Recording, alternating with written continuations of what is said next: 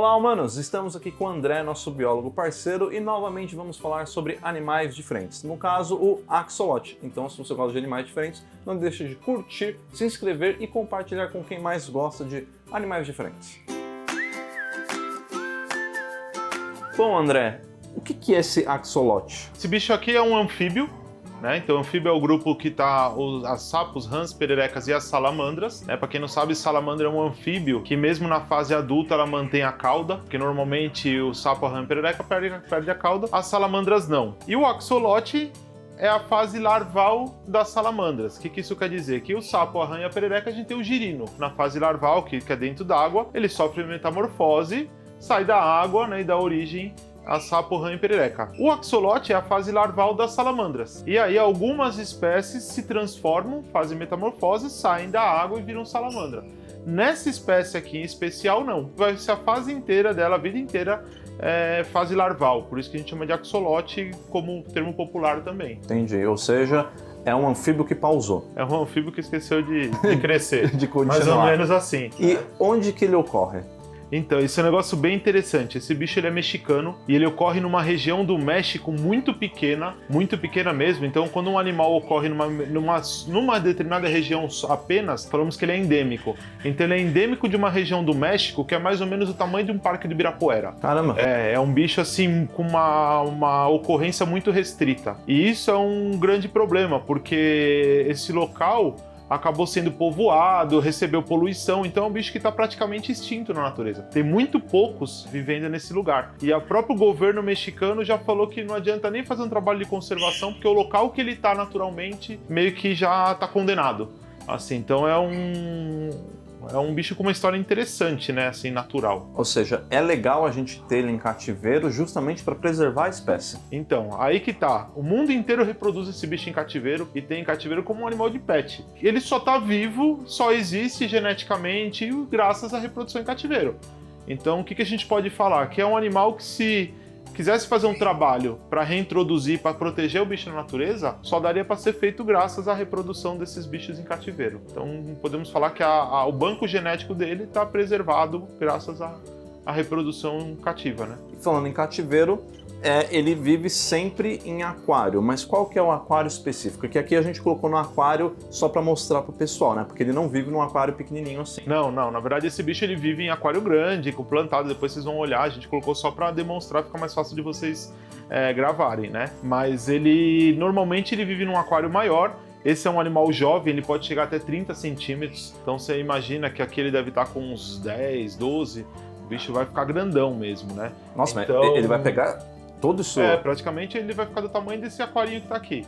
Caramba! Então é aconselhável manter um animal desse num aquário de pelo menos ali uns 80 litros, por aí, né? Um aquário com, sei lá, 60, 70 centímetros no mínimo, né? Quanto mais espaço, logicamente, melhor. E precisa ser plantado. Isso, a questão de ornamentação é legal. É bacana a gente ter tocas, para o bicho se sentir mais seguro. Se ele quiser algo mais reservado, ele vai para toca.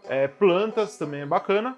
Uma única coisa que a gente tem que tomar certo cuidado é porque é o seguinte, esse é um animal que ele se alimenta muito como se fosse um bote, assim. Então o que passa perto dele, ele dá como se fosse um bote para se alimentar. E muitas vezes acontece de ele engolir pedrinha do fundo do aquário e constipar. Então o substrato do aquário é uma coisa que a gente tem que tomar cuidado quando for montar para um axolote.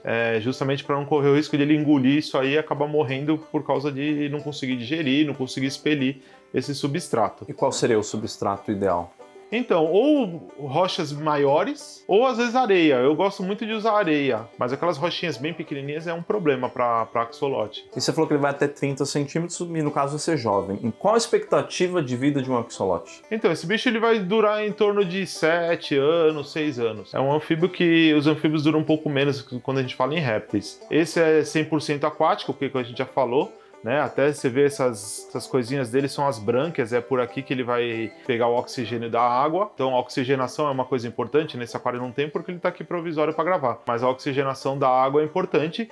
E outra coisa importante também é a questão do parâmetro da água. Porque como é um anfíbio, ele é muito sensível a questões químicas. Então de repente você colocar uma água com cloro, qualquer coisa que tenha na água, a amônia pode causar problema e matar o bicho. Então, para quem quer ter, é aconselhável você ter um condicionador de água, que é um produto que você põe na água e ele vai tirar todos os metais pesados, tirar cloro para tratar a água e deixar ela boa para receber o animal. E você falou que ele dá o bote na presa, né? Então, qual que é exatamente a alimentação do axolote? Então, na natureza ele vai se alimentar de peixinhos, pequenos animais que estão na água. Em cativeiro, hoje a gente tem rações. Ou pode ser colocado ração para tartaruga, quando a gente não tem específica, mas agora está vindo para o Brasil uma série de rações próprias para axolote. Então a gente já tem no mercado aí algumas marcas que produzem próprio para esse tipo de animal, para essa espécie. E por o fato dele ficar sempre dentro da água, obviamente não existe manejo com ele, né? Não é um animal que você vai pegar na mão, nada disso. Você tirou da água, morreu. É igual um peixe, ele é contemplativo. Você vai fazer um recinto bonito, vai manter ele ali e vai estar observando ele no aquário. E eu posso colocar ele com outros animais que ele, assim, um aquário com outros peixes ou aquele aquário é só dele? Não, você pode pôr com outros peixes, desde que esses outros peixes não caibam na boca dele, né? Tem que ser um peixe grande. Então, se você colocar ele com um peixe maior que ele não vai ter problema. Mas também não pode ser tão grande, senão vai querer comer ele. Depende do peixe, pode querer comer ele. É engraçado que esses bichos, eu falei que ele se alimenta meio que no bote, assim, e quando você põe muitos deles filhotes, é comum quando nascer um filhote comer a pata de outro, porque um passa perto do outro, ele vira daquela mordida e tira um pedaço da pata. E o bicho regenera muito rápido, né? Você olha assim, um filhote sem as 4 patas, depois de 15 dias, 20 dias, ele já tá com as patinhas de novo. A regeneração é bem grande. E a reprodução deles? Se eu tiver 2, né, um casal, eles vão brotar um monte de axolote do nada? Não, então, eles dependem de alguns parâmetros, principalmente água fria, é um bicho que não gosta de água quente. Então, quando reproduz, o pessoal normalmente mantém nos 22, 23 graus para reprodução.